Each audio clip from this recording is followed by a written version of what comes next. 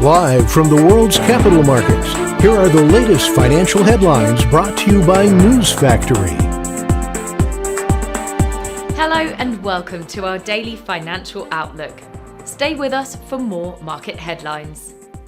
The gold-dollar pair corrected downwards in the last session, falling 0.2%. The MACD is giving a negative signal. The euro-dollar pair traded sideways in the last session. The stochastic indicator is giving a negative signal. The pound fell 0.3% against the dollar in the last trading session.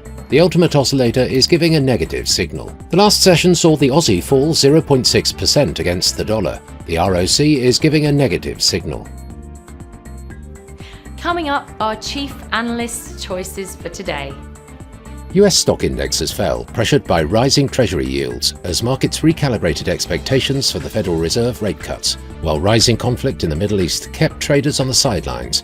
US Treasury yields rallied as investors reassessed the Fed's rate path, with the yield on benchmark 10-year notes exceeding 4% for the first time in 2 months. Global cryptocurrency adoption is approaching a significant milestone, with 7.51% of the world's population now using digital currencies, according to a report by Matrix Port.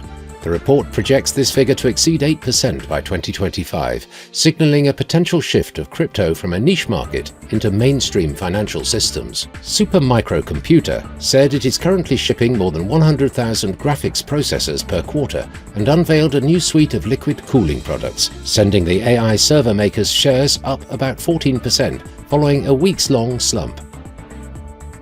Those were today's major economic events, and now moving on to world financial headlines.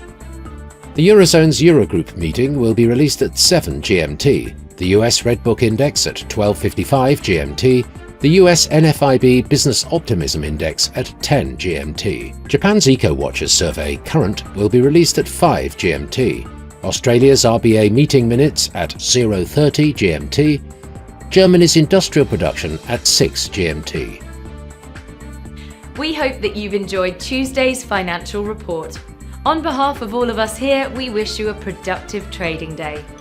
Be sure to join us tomorrow morning for the latest news and events from the financial markets.